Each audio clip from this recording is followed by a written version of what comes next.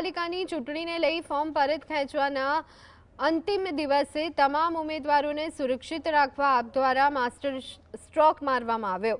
પોતાના 111 ઉમેદવારોને પાર્ટીએ એક ફાર્મ હાઉસમાં વિઝન ડોક્યુમેન્ટ્સ લોકાર્પણનો તાત્કાલિક કાર્યક્રમ કરી એક છત નીચે એકત્ર કર્યા છે।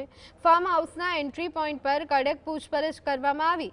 સાંજ સુધી વિવિધ કાર્યક્રમોમાં વ્યસ્ત રાખી ઉમેદવારોને તૂટતા બચાવવા માટેની આ વ્યૂહરચના સુરતના રાજકારણમાં ચર્ચાનો વિષય બની છે।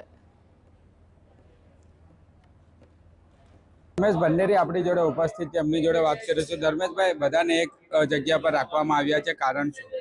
આમ આદમી પાર્ટીએ સુરતની જનતાના અધિકાર આપવા માટે આજે મેનિફેસ્ટોના ભાગરૂપે આપનું અધિકાર પત્ર લોન્ચ કર્યું। ભારતીય જનતા પાર્ટીને અમે આમંત્રણ આપીએ છીએ કે આવો ચૂંટણીના મેદાનમાં સામી છાતી આવો, લડો, તાકાતથી લડો અને જનતા નક્કી કરશે કે અમારો પ્રતિનિધિ કોણ બનીને જશે।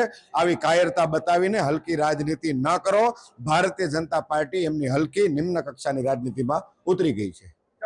જે રીતના આમ આદમી પાર્ટીના ઉમેદવારોને અત્યારે મેનિફેસ્ટોમાં લઈ જવામાં આવ્યા છે, કારણ કે ભારતીય જનતા પાર્ટી દ્વારા દબાણો કરવામાં આવી રહ્યા છે તેવા આક્ષેપો પણ કરવામાં આવ્યા છે। સાહિદ જગતાપ, GSTV, સુરત।